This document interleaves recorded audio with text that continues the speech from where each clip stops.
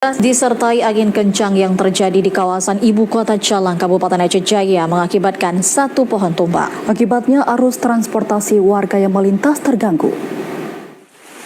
Hujan yang melanda Kabupaten Aceh Jaya sejak tadi pagi menyebabkan aktivitas warga di daerah tersebut menyebabkan satu pohon tumbang.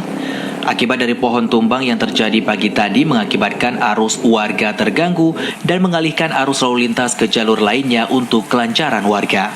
Beruntung tidak ada korban jiwa dalam kejadian ini, namun arus lalu lintas menuju Kota Calang dari Pelabuhan Calang dan sebaliknya sempat terganggu. Tidak hanya itu, peristiwa pohon tumbang ini juga mengakibatkan arus listrik ke rumah warga sekitar terputus untuk sementara waktu. Kepala Pelaksana Badan Penanggulangan Bencana Kabupaten Aceh Jaya, Fajri, mengatakan peristiwa pohon tumbang yang terjadi tadi pagi tidak menimbulkan korban jiwa dari masyarakat, namun pohon tumbang ini menyebabkan arus lalu lintas terganggu. Dan kali ada dua titik yang kita lihat tengah keributan dan banyak patah dan juga tim juga perlu menyiapkan. Menurutnya, selama masuknya musim penghujan di Aceh Jaya, ada beberapa lokasi terjadi pohon tumbang.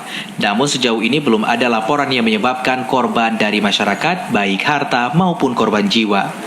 Pohon tumbang ini bisa dibersihkan setelah petugas dari BPBK setempat dikerahkan dengan memotong pohon, dan untuk saat ini arus lalu lintas warga dari Pelabuhan Calang menuju ke Kota Calang dan sebaliknya kembali lancar. Dari Aceh Jaya, Musliadi TVRI melaporkan.